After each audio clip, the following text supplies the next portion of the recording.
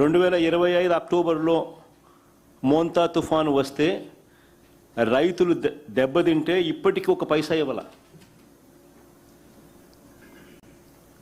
2025 అక్టోబర్లో మోంతా తుఫాను వస్తే రైతులకి ఇంతవరకు ఒక పైసా ఇవ్వాల.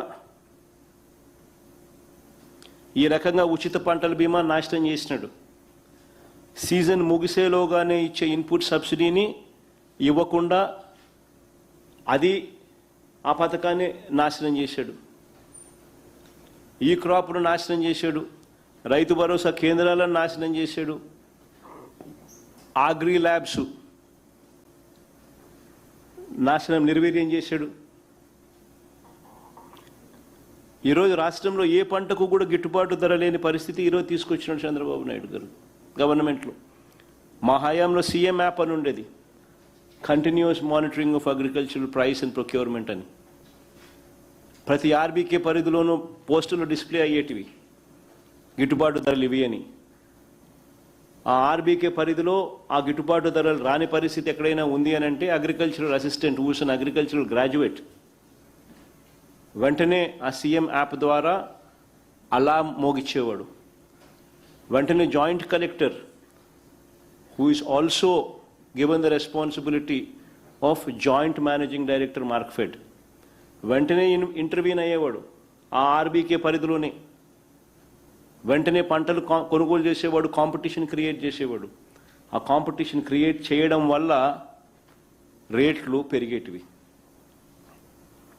వ్యవస్థను పూర్తిగా నాశనం చేశాడు చంద్రబాబు నాయుడు గారు. మా హయాంలో దాదాపుగా 5 సంవత్సరాలలో ఈ మాదిరిగా ఇంటర్వెన్షన్ వల్ల 7,800 కోట్లు మేము 5 ఏళ్లలో ఖర్చు పెట్టి రైతులను తోడుగా నిలబడ్డాం గిట్టుబాటు ధరలు ఇప్పించే విషయంగా.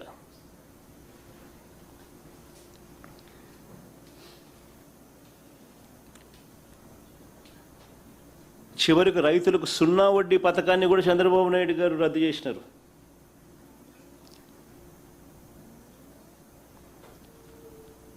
ఇంకా దారుణం ఏంటంటే రైతులకు పెట్టుబడి సహాయం కింద ఎన్నికలప్పుడేనన్న మాట పిఎం కిసాన్ కాక అన్నదాత సుఖీభవ అంటూ పేరు మార్చి ప్రతి సంవత్సరం 20,000 ఇస్తానని ఈ 3 ఏళ్లకు 60,000 ఇవ్వాలా. ఇచ్చింది కేవలం 19,000. 41,000 ఎగ్గొట్టాడు.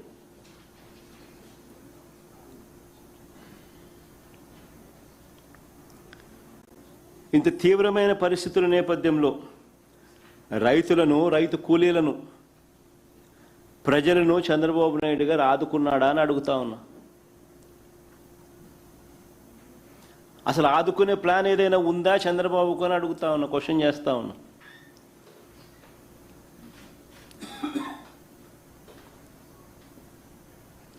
చంద్రబాబు నాయుడు గారు ఎంతసేపు ఉన్నా కూడా మా పైన తప్పుడు ప్రచారాలు చేయడము, అబద్ధాలు చెప్పడము, టాపిక్లు డైవర్ట్ చేయడము, రెడ్ బుక్ను ఉపయోగించడము, వీటి మీద ధ్యాస పెడుతున్నాడే తప్ప కరువు సమయంలో ప్రజలను ఎలా ఆదుకుంటున్నాడో అన్న దాని మీద ధ్యాస లేదు.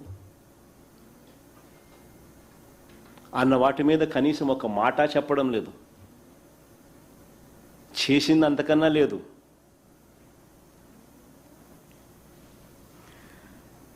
జూన్, జూలై, ఆగస్ట్, సెప్టెంబర్ మామూలుగా ఈ 4 నెలలు వర్షాలు పడతాయి. ఈ సౌత్ వెస్ట్ మాన్సూన్స్ అప్పుడే ఖరీఫ్ కూడా నడుస్తుంది.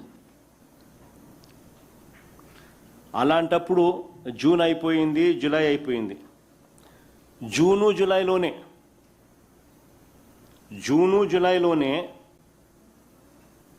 52% వర్షపాతం లోటు కనిపించింది. జూను జూలైలోనే. జూన్లో 25% డెఫిసిట్, జూలైలో 68% డెఫిసిట్. జూన్లో -25, జూలైలో -68%. 2 నెలల యావరేజ్ చేసుకుంటే 52% డెఫిసిట్, -52%.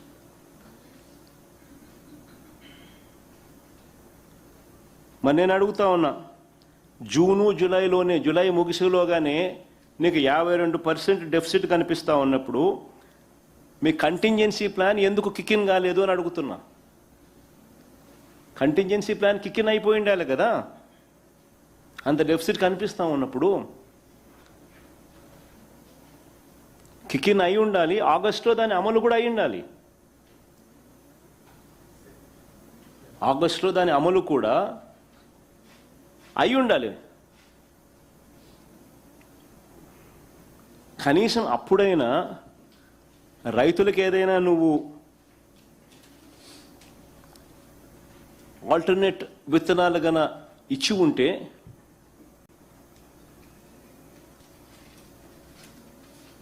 ఆగస్టులో కొద్దో గొప్ప కురిసే వర్షము, సెప్టెంబర్లో కొద్దో గొప్ప పడే వర్షంతో అట్లీస్ట్ ఆ రైతన్న కనీసము ఆల్టర్నేట్ క్రాప్స్తో కనీసం కొద్దో గొప్ప బాగుపడే పరిస్థితి అన్న ఉండేది. ఈ కంటింజెన్సీ ప్లాన్ కిక్ ఇన్ గాని అయి ఉంటే.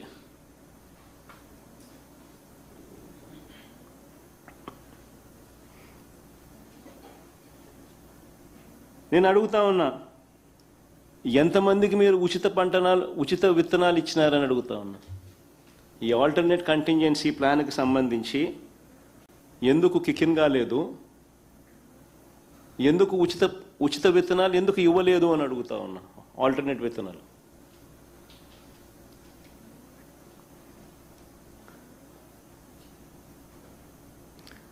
అలసందలు, ఉలవలు, నువ్వులు, మినుములు, పెసులు, జొన్నలు, సజ్జలు, ఇటువంటి అన్ని ఆల్టర్నేట్ విత్తనాలు ఎందుకు ఇవ్వలేదు?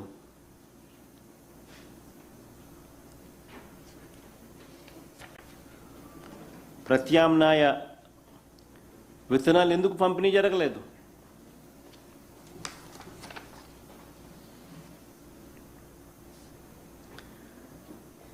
ఇప్పటికే పంటలు వేసుకొని దెబ్బతిన్న వారికి ఏం సహాయం చేశారు? ఇప్పటికే పంటలు వేసుకొని నష్టపోయిన రైతులకు ఏం సహాయం చేసినారు? వర్షపాతం July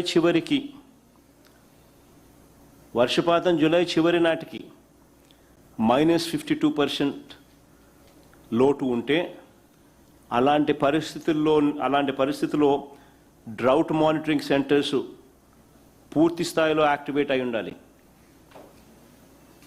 district agriculture contingency plans పూర్తిగా యాక్టివేట్ అయి ఉండాలి. క్రైసిస్ మేనేజ్మెంట్ ప్లాన్స్ అమల్లోకి వచ్చి ఉండాలి.